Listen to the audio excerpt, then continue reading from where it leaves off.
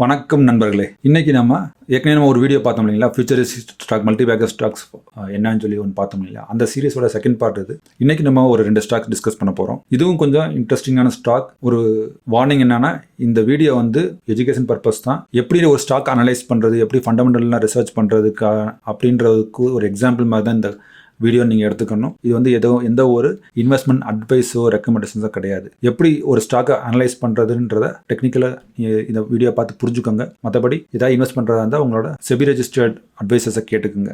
வாங்க நம்ம வீடியோக்குள்ளே போகலாம். நான் உங்கள் சுந்தர், நீங்கள் பார்த்துட்டு இருக்கிறது மைண்ட்ஃபுல் ஃபினான்ஸ். ஸோ நம்ம முதல்ல பார்க்க போகிற கம்பெனி பேர் என்னன்னா கணேஷ் பென்சோபிளாஸ்ட்ன்ற கம்பெனிங்க. இந்த கம்பெனியோட நேச்சர் என்னன்னா, இந்த கம்பெனி வந்து 1993 ஸ்டார்ட் பண்ணப்பட்ட கம்பெனிங்க.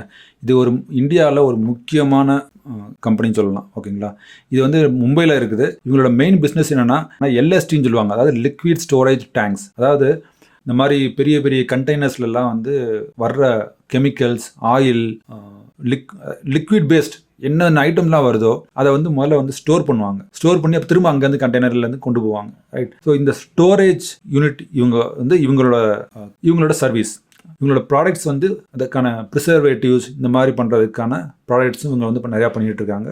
கெமிக்கல் சைடில் இருக்கிறாங்க. ஸோ இந்த 2 சைடு தான் இவங்களோட மெயின் பிஸ்னஸ்ஸே. அதாவது LSD liquid storage terminal and chemical manufacturing division. இந்த 2 தான் அவங்களோட மெயின் கோர் பிஸ்னஸ்ஸே. பயங்கர ஃபியூச்சரிஸ்டிக் இன்ஃப்ராஸ்ட்ரக்சரோட 83 அதாவது 83 ஸ்டோரேஜ் டேங்க்ஸ் வந்து அக்ராஸ் எல்லா டெர்மினல்ஸ்லையும் இருக்குது. நவி மும்பையில், கொச்சின், கோவா எங்கெங்கெல்லாம் போர்ட் இருக்கோ அங்கெல்லாம் இவங்க இருக்கிறாங்க. மெயின் போர்ட்டில் அவங்க இருக்கிறாங்க. இவங்களோட கெப்பாசிட்டி பார்த்தீங்கன்னா 300,000 கிலோ லிட்டர் கெப்பாசிட்டி வச்சுருக்காங்க. இவங்க வந்து ஸ்டோரேஜ் பண்ணுற இது வந்து ரொம்ப டைவர்சிஃபைட். நான் உங்கள்கிட்ட சொன்ன மாதிரி கெமிக்கல்ஸ், ஆசிட்ஸ், பெட்ரோகெமிக்கல்ஸ், இந்த ரீஃபைனரி ஆயில்ஸ் அதெல்லாம் சொல்கிறாங்களே சாப்பிட்றதுக்கான சூரியகாந்தி எண்ணெய் இந்த மாதிரிலாம் சொல்கிறாங்க இல்லைங்களா, அந்த மாதிரி எடிபிள் ஆயில், பெட்ரோகெமிக்கல் ப்ராடக்ட்டு எல்லாமே இந்த மாதிரி லிக்விட் ஃபார்மெட்டில் இதெல்லாம் இருக்கோ எல்லாமே இவங்க வந்து ஹேண்டில் பண்ணுறாங்க. அண்ட் ஆல்சோ அதாவது கப்பலுக்கு மட்டும் சப்போர்ட் பண்ணாமல் இவங்களோட எப்படி வந்து ரயில்வே ப்ளஸ் லாஜிஸ்டிக் பிஸ்னஸோட கனெக்ட் பண்ணுறது அப்படின்றது பார்த்துட்டு இருக்காங்க. ப்ளஸ் இன்ஜினியரிங் அண்ட் ப்ரொக்யூர்மெண்ட்லேயும் இவங்க ஃபோக்கஸ் பண்ணுறாங்க. கன்ஸ்ட்ரக்ஷன் சைட்லேயும் இவங்க ஃபோக்கஸ் பண்ணிகிட்டு இருக்காங்க. இல்லை லிமிடெட் கெப்பாசிட்டி, பட் மெயின் வந்து இவங்க லிக்விட் ஸ்டோரேஜில் தான் இவங்களோட மெயின் இது.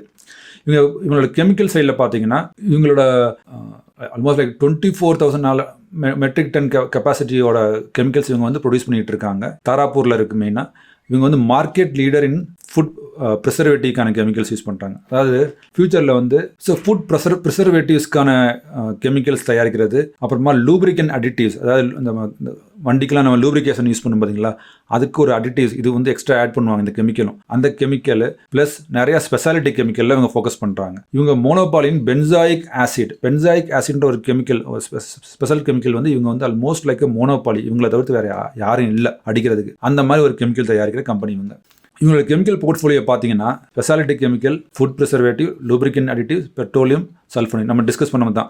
ஸ்பெஷாலிட்டி கெமிக்கலில் வந்து பார்த்தீங்கன்னா இந்த மெத்தில் பென்சோலேட் சொல்லுவாங்க, அப்புறம் எத்தில் பென்சோலேட். இது எதுக்குன்னா இந்த லக்ஸுரி ஃப்ராக்ரன்ஸ், பெர்ஃப்யூம் இதெல்லாம் தயாரிக்காங்களா அதுக்கு யூஸ் பண்ணுவாங்க. ஃபுட் ப்ரிசர்வேட்டிவ்ஸ், அதாவது இப்போ கோயிங் ஃபார்வர்ட் நிறையா வந்து ஃபுட் ப்ரிசர்வேட்டிவ்ஸ் நிறையா வரப்போகுது. இப்போ நீங்களே பார்த்துருப்பீங்க, பாக்கெட்டில் வந்து இப்போ நிறையா விஷயங்கள் வருது உங்களுக்கு ஸ்டோரேஜ் பண்ணி, கோல்ட் ஸ்டோரேஜில் பண்ணி சிக்கனோ இன்னுமே நிறையா நீங்கள் பார்க்கலாம். அதுக்கு எல்லாமே ஒரு ப்ரிசர்வேட்டிவ் யூஸ் பண்ணுவாங்க. அந்த ப்ரிசர்வேட்டிவ் இவங்க மேனுஃபேக்சர் பண்ணுறாங்க. அது வந்து சோடியம் பென்சோயேட் அப்படின்னு சொல்லுவாங்க. அடுத்து வந்து பென்சோயேட் பிளாஸ்டிசைசர்னு ஒன்று இருக்குது. இது இந்த 3 ப்ராடக்ட்டுங்க, பென்சோயிக் ஆசிட், சோடியம் பென்சோயிக் இது வந்து ரொம்ப முக்கியமான 3 ப்ராடக்ட் இவங்க மேனுஃபேக்சர் பண்ணுறாங்க. அப்புறம் லூப்ரிகன் அடிட்டிவ்ஸ், நான் சொன்ன மாதிரி பெரிய பெரிய இண்டஸ்ட்ரீஸ்க்கெலாம், ஆட்டோமொபைல் இண்டஸ்ட்ரீஸ் இந்த மாதிரி இதுக்கெல்லாம் வந்து லூப்ரிகன் தேவை. அதாவது ஈவன் கப்பல் இருப்பதுங்களா, அதுக்கு கூட கொரோசன் ஆகாமல் இருக்கணும் செய்யணுன்றதுக்கெலாம் இவங்களோட இது இருக்குது. பெட்ரோலியம் சல்ஃபோனைட்ஸ் நான் சொன்ன மாதிரி இது வந்து 3 இந்த sodium, barium, calcium and magnesium based use பண்ணி நிறையா இண்டஸ்ட்ரீஸில் யூஸ் பண்ணுவாங்க. அந்த இதுக்கெல்லாம் இவங்க சப்போர்ட் பண்ணுறாங்க. இந்த ஸ்பெஷல் கெமிக்கல்ஸ் பார்த்தோம் இல்லைங்களா, அதை கொஞ்சம் டீட்டெயிலாக நம்ம பார்ப்போம். மெத்தைல் பென்சோயேட் நான் சொன்ன மாதிரி இது வந்து ஃப்ராக்ரன்ஸ், அரோமா க்ரியேட் பண்ணுறதுக்கு யூஸ் பண்ணுவாங்க. ஆல்சோ அது பெஸ்டி பூச்சி இதெல்லாம் இருக்குது பார்த்தீங்களா, அதை வந்து இதை அட்ராக்ட் பண்ணும். ஸோ இந்த கெமிக்கல் இண்டஸ்ட்ரீஸில் ஃபுட் மேனுஃபேக்சரிங் கம்பெனிஸ்லாம் இருக்கும், அக்ரிகல்ச்சர் பேஸ்ட் கம்பெனிலாம் இருக்கும் பார்த்தீங்களா, அங்கெல்லாம் நிறைய இன்செக்ட் வரும் பார்த்தீங்களா, அதை கண்ட்ரோல் பண்ணுறதுக்காக இந்த கெமிக்கல் யூஸ் பண்ணுவாங்க. இது போட்டோம்னா இதெல்லாம் அந்த பெஸ்ட்டெல்லாம் இந்த பக்கம் இவங்க சைடு இந்த கெமிக்கல் சைடு அட்ராக்ட் ஆயிரும். ஸோ தட் மேனுஃபேக்சரிங் இண்டஸ்ட்ரீஸ் வந்து ஸ்பாயில் ஆகாமல் இருக்கும். அடுத்து இத்தைல் பென்சோயிட், இதுவும் அதே மாதிரி, இதுவும் மெத்தைல் மாதிரி இது ஒரு வகையான ஃப்ராக்ரன்ஸ் யூஸ் பண்ணுறதுக்கு ப்ளஸ் ஃப்ளேவரிங்ஸ் யூஸ் பண்ணுவாங்க. ஸோ இதெல்லாம் வந்து அவங்களோட ஸ்பெஷல் கெமிக்கல்ஸ். அடுத்து இதோட மார்க்கெட் இம்பாக்ட் பார்த்தீங்கன்னா இவங்க வந்து ranging from cosmetics to agriculture, எல்லா ரேஞ்சிலும் இவங்களோட ப்ராடக்ட்ஸ் இருக்குது. ஃபுட் ப்ரிசர்வேட்டிவ்க்கான கெமிக்கல்ஸை பற்றி என்னன்னா benzoic acid, sodium benzoate, benzoate பிளாஸ்டிசைசஸ். என்னன்னா பென்சோயிக் ஆசிட் வந்து ஃபுட் ப்ரிசர்வேஷன் நார்மலி இந்த மோல்டு, இந்த ஊசி போகாமல் இருக்கிறது, ஈஸ்ட் ஃபார்ம் ஆகாது, இதெல்லாம் இது வந்து அவாய்ட் பண்ணும். அடுத்து சோடியம் பென்சோயேட் வந்து ப்ரிவென்டிங் மைக்ரோபயல் க்ரோத், ஃபுட்டில் வந்து பாக்டீரியா க்ரோத் ஆகுங்களே அதெல்லாம் ஸ்டாப் பண்ணும். பென்சோயேட் பிளாஸ்டிசைசஸ்ன்ற என்னென்னா நல்ல ஹார்டான பிளாஸ்டிக் மேனுஃபேக்சரிங் பண்ணுறதுக்கு இந்த கெமிக்கல் யூஸ் பண்ணுவாங்க. ஸோ அதுக்கு இது யூஸ் ஆகுது. அடுத்து லூப்ரிகன்ட் சைடில் நம்ம பார்த்தோம்னா ஆட்டோமொபைல் இண்டஸ்ட்ரீஸில் இது மெயினாக யூஸ் பண்ணுறாங்க, என்ஜினோட பெர்ஃபார்மன்ஸ் இம்ப்ரூவ் பண்ணுறதுக்கு. அப்புறம் ஸ்பெஷலைஸ் ஃபார்முலேஷன்ஸ், அதாவது ஆன்டிவேர், வண்டி தேய்மானம், ரஸ்ட்டு பிடிக்கிறது, துரு பிடிக்கிறது, இதெல்லாம் அவாய்ட் பண்ணுறதுக்கு இந்த கெமிக்கல் யூஸ் பண்ணுவாங்க. அடுத்து என்ஜினோட லைஃப் ரொம்ப நாள் வரதுக்கு இந்த கெமிக்கல் யூஸ் ஆகும். அடுத்து பெட்ரோலியம் சல்ஃபோனேட் ஒன்று டிஸ்கஸ் பண்ண பார்த்தீங்களா, அதை பார்த்தீங்கன்னா இவங்களோட கண்டெய்னர்ஸ் இருக்குது பார்த்தீங்களா, அந்த லிக்விட் கண்டெய்னர்ஸ் ஸ்டோரேஜ் பண்ணுறாங்க இல்லைங்களா, அந்த ஸ்டோரேஜ் வந்து மெயின்டைன் பண்ணுவாங்க. மெயின்டைன் பண்ணுறதுக்கு ஒரு கெமிக்கல் வேணும், அந்த கெமிக்கல் இவங்களே மேனுஃபேக்சர் பண்ணுவாங்க. அதுதான் சோடியம் பேஸ்ட். இது அந்த சோடியம் பேஸ்ட் யூஸ் பண்ணி இந்த மாதிரி பெரிய பெரிய கண்டெய்னர்ஸ்லாம் க்ளீன் பண்ணலாம். இதை வந்து இவங்களோட யூஸ்க்காக பண்ணிக்கிறாங்க, ப்ளஸ் மற்ற கம்பெனிகளுக்காகவும் ப்ரொடியூஸ் பண்ணுறாங்க. அடுத்து பேரியம் பேஸ்ட் பார்த்தீங்கன்னா ஆட்டோமொபைல் லூப்ரிகன்ஸ் யூஸ் பண்ணுவாங்க. கால்சியம் பேஸ்ட் பார்த்தீங்கன்னா மெரைன் லூப்ரிகன்ஸ், அதாவது கப்பலில் அந்த மாதிரி யூஸ் பண்ணுவாங்க. மெக்னீசியம் பேஸ்ட் வந்து இன்ஜின் ஆயில், இண்டஸ்ட்ரியல் லூப்ரிகன்ஸ் அதுக்காக யூஸ் பண்ணுவாங்க. சரி, நான் இதை எதுக்கு உங்களுக்கு இவ்வளோ டீட்டெயிலாக சொல்கிறேன்னு வச்சுங்களேன். நம்மளோட இதில் நம்ம 3 விஷயம் பார்த்துருக்கோம். என்ன பார்த்துருக்கோம்னா பெர்ஃப்யூம், அடுத்து என்ன பார்த்துருக்கோம் ஃபுட் ப்ரிசர்வேட்டிவ்ஸ், அடுத்து என்ன பார்த்துருக்கோம் ஆட்டோமொபைல் அண்ட் மேனுஃபேக்சரிங். இந்த 3 செக்டர் நம்ம பார்த்துருக்கோம். இந்த கம்பெனி வந்து இந்த 3 செக்டருக்கு கேட்டர் பண்ணுது. இது வந்து லக்ஸுரி விஷயம். ஃபுட் ப்ரிசர்வேட்டிவ்ஸ், அதாவது எந்த ஒரு ஃபுட்டு எடுத்தாலும் அதுக்கு உங்கள் பாட்டிலில் வருதா ஏதோ வருதுன்னா அது வந்து ப்ரிசர்வேட்டிவ் தேவை, கண்டிப்பாக தேவை. ஆட்டோமொபைல், உங்கள் லாஜிஸ்டிக்ஸ் எந்த இதுக்குனாலும் உங்களுக்கு ஆட்டோமொபைல் வேணும். கப்பலோ ட்ரக்கோ ஏரோப்ளைனோ எதுனாலும் இண்டஸ்ட்ரி ரன் பண்ணுறதுக்கு இது 3மே இல்லாமல் உங்களால் நம்மளோட எதுவுமே பண்ண முடியாது. இது 3மே மெயின் இண்டஸ்ட்ரி. ஸோ இவங்களோட டைவர்சிஃபைட் இது வந்து ரொம்ப ஸ்ட்ராங்கான இடத்துல இவங்க இருக்கிறாங்க. அதனால தான் நான் இவ்வளோ டீட்டெயிலாக அவங்கள்ட்ட சொல்கிறேன். இதை நீங்கள் புரிஞ்சுக்கணும். இந்த கம்பெனியோட இது என்ன, வேலை என்னென்னலாம் தயாரிக்கிறாங்கன்னு உங்களுக்கு தெரிஞ்சுக்கணுன்றதுக்காக தான் இவ்வளோ டீட்டெயிலாக சொல்கிறேன் நான். இவங்களோட பொசிஷன் பார்த்தீங்கன்னா இன்டர்நேஷ்னலாக எல்லா மெயின் கண்ட்ரி போர்ட்டில் இருக்கிறாங்க. Argentina, Africa, Nigeria, Mexico, Taiwan, China, middle east, எல்லா மெயின் போர்ட்லேயும் இவங்க இருக்கிறாங்க. இதெல்லாம் என்ன காரணம்னா இந்த மேக்ஸிமம் இந்த கண்ட்ரீஸில் வந்து உங்களுக்கு வர்றது என்னன்னா ஆயில் வரும், காஃபி, ஃபுட் ரிலேட்டட் ஐட்டம்ஸ் எல்லாமே இந்த கண்ட்ரீஸ்லேருந்து தான் வரும். ஸோ அதனால் மெயின் கண்ட்ரீஸை ஃபோக்கஸ் பண்ணி இவங்களோட பொசிஷன் பண்ணியிருக்காங்க. இவங்களோட ரெவன்யூ ஸ்பிளிட் பார்த்தீங்கன்னா 97% வந்து இவங்களோட ரெவன்யூ வந்து நம்ம ஊர்லேருந்து தான், இந்தியாவிலேருந்து தான் வருது. 3% வெளிநாட்டிலேருந்து வருது.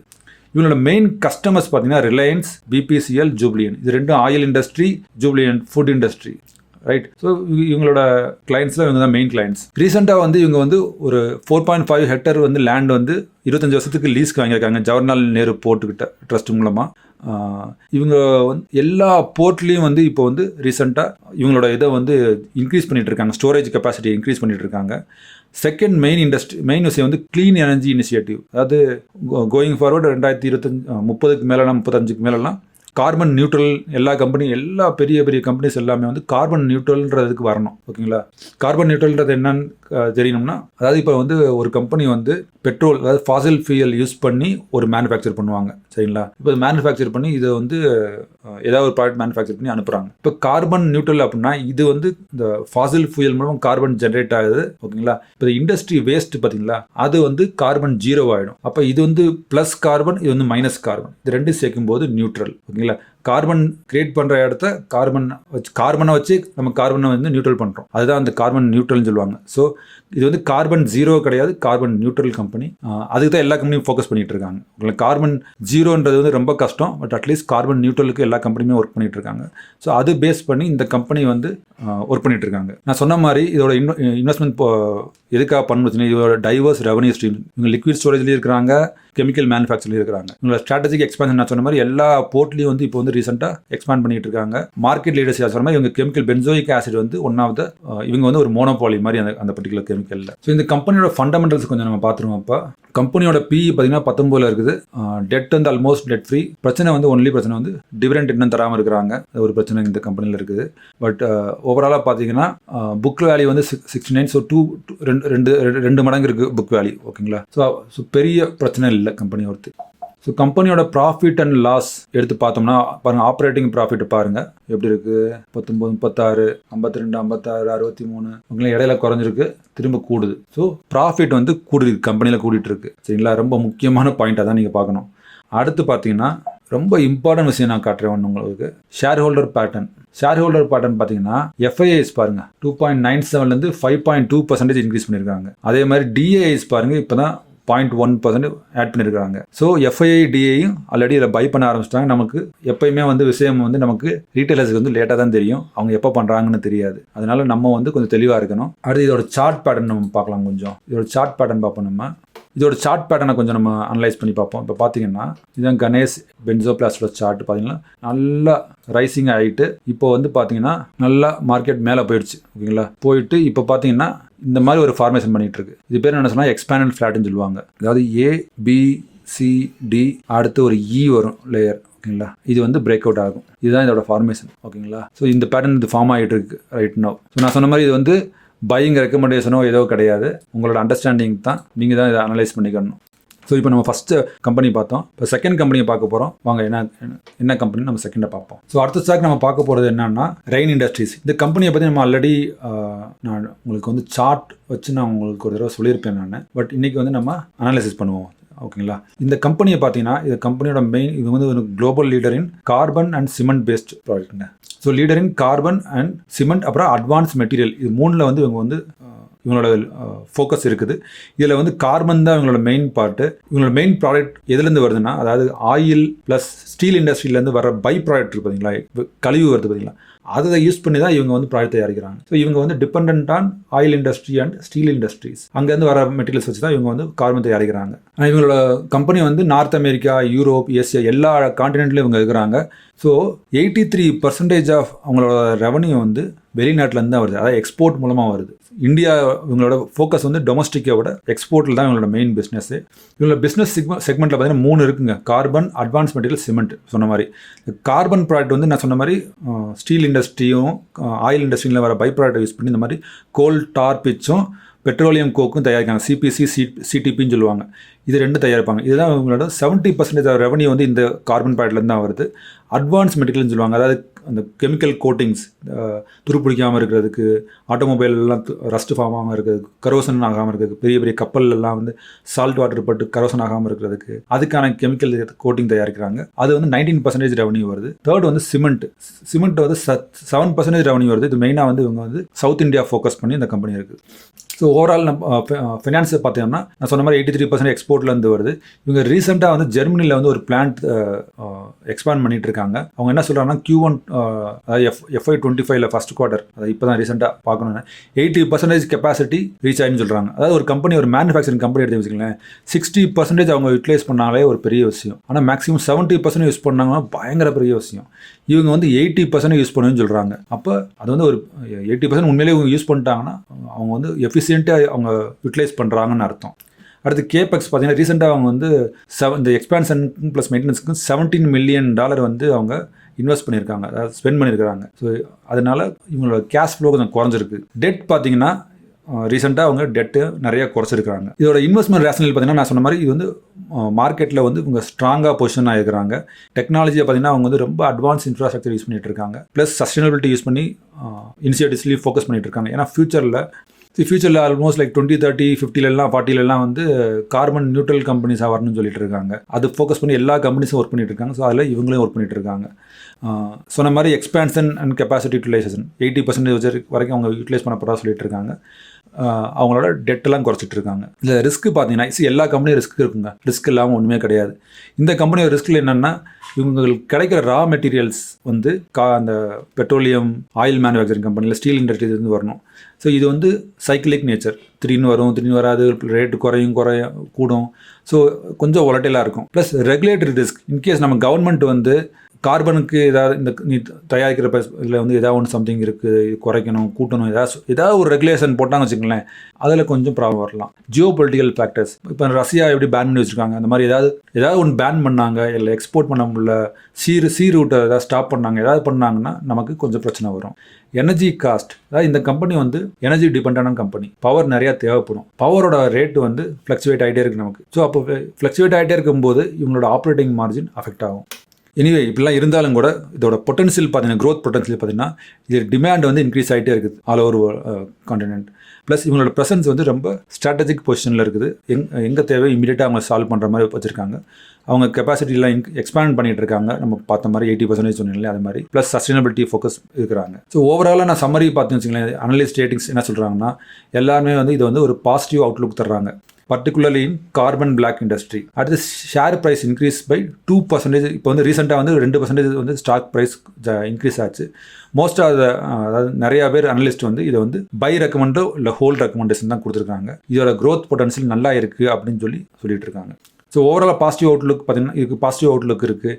ஈவன் தோ இந்த மாதிரி நம்ம நிறைய ஒரு ரிஸ்க் இருந்தாலும் ஆப்டிமிஸ்டிக்காக நம்ம திங்க் பண்ணுங்கள். இது வந்து ஃபியூச்சர் ப்ராஸ்பெக்ட் இதுக்கு நல்லா இருக்குது. இதோட ஃபண்டமெண்டல்ஸ் பார்த்தீங்கன்னா பிஇ வந்து ஒன்றுமே இல்லை.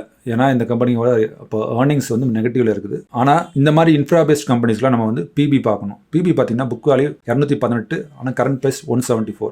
So book value price to PB ratio பார்த்தீங்கன்னா 0.8. ஸோ அதை பார்க்கும்போது இது வந்து அண்டர் வேல்யூ நல்லா தெரியுது. சரிங்களா? ஸோ டெட் வந்து ஜாஸ்தி 1க்கு மேலே இருக்குது. பட் அவங்க ரெடியூஸ் பண்ணிகிட்டே இருக்கிறாங்க. ஓகேங்களா? இந்த பி நான் சொன்னேன், பி இந்த இடத்துல ஸ்டாப் ஆகிடுச்சு. ஸோ இங்கே பிஇ ரேஷியோஸ் நமக்கு சார்ட்டில் தெரியல. ப்ராஃபிட் அண்ட் லாஸ் பார்த்தீங்கன்னா ஆப்ரேட்டிங் ப்ராஃபிட் பாருங்கள் இன்க்ரீஸ் ஆகிட்டே இருந்திருக்குது. இங்கெல்லாம் இப்போ இன்க்ரீஸ் ஆகிட்டு தான் இருக்குது. இப்போ ரீசெண்டாக குறைஞ்சிச்சு. ஏன்னா அந்த கேபெக்ஸ் நான் சொன்னேன் இல்லையா, ஒரு $19 மில்லியன் வந்து அவங்களோட எக்ஸ்பான்ஷன் ப்ளஸ் மெயின்டெனன்ஸ்க்காக யூஸ் பண்ணாங்கன்னு சொல்லிட்டு அதனால கொஞ்சம் அடி வாங்கிடுச்சு. ஓவரால் ஷேர் ஹோல்டர்ஸ் பேட்டர்ன் பார்த்தீங்கன்னு வச்சுக்கோங்களேன், கொஞ்சம் எஃப்ஐஏ வந்து குறைச்சிருக்காங்க. பட் ஆனால் டிஏஐ இன்க்ரீஸ் பண்ணியிருக்காங்க. ஸோ இப்போ நம்ம 2 கம்பெனியும் டீட்டெயிலாக பார்த்தோம். 2 ஸோ லாஸ்ட் டைம் நம்ம ஃபோக்கஸ் பண்ண மாதிரி இதுவும் வந்து கொஞ்சம் ஃபியூச்சரிஸ்டிக்கான கம்பெனிஸ். ஏன்னா சாப்பாடு, இண்டஸ்ட்ரியலைசேஷன், டிரான்ஸ்போர்ட் அண்ட் லாஜிஸ்டிக் இது 3 இல்லாமல் நம்மளால் சர்வே பண்ண முடியாது. ஸோ அதை ஃபோக்கஸ் பண்ணி என்னென்ன கம்பெனிஸ்லாம் இருக்குது, இதெல்லாம் அண்டர் வேல்யூடாக இருக்குது அப்படின்றது தான் என்னோடய பாயிண்ட் ஆஃப் வியூ. இதை விட இப்போ ஆல்ரெடி மேலே போயிட்டு இருக்க கம்பெனிலாம் இருக்குது. பட் அதை நான் ஃபோக்கஸ் பண்ணல. நம்ம வந்து அண்டர் வேல்யூ ஸ்டாக்ஸ் என்ன இருக்குது, வேல்யூ இன்வெஸ்டர்ஸாக நம்ம இப்போ கரண்ட் சிச்சுவேஷனில் எது அண்டராக பெர்ஃபார்ம் பண்ணிகிட்டு இருக்குது, ஆனால் ஃபியூச்சரில் நல்ல க்ரோத் இருக்குது அப்படின்ற கம்பெனிஸை பார்த்து நம்ம ரிசர்ச் பண்ணிகிட்டு இருக்கோம். இந்த வீடியோ உங்களுக்கு பிடிச்சிருக்குன்னு நினைக்கிறேன். பிடிச்சிருந்தால் லைக் பண்ணுங்கள், ஷேர் பண்ணுங்கள், கமெண்ட் பண்ணுங்கள். ஏதாவது கொஸ்டின் உங்களுக்கு ஏதாவது இருந்ததுன்னா, நான் ஏதாவது தப்பாக சொல்லிட்டேனா இல்லை ஏதாவது கவர் பண்ணாமல் விட்டேன்னா கமெண்ட்டில் போடுங்க. நம்ம பேசிக்கலாம் அதை பற்றி. நன்றி.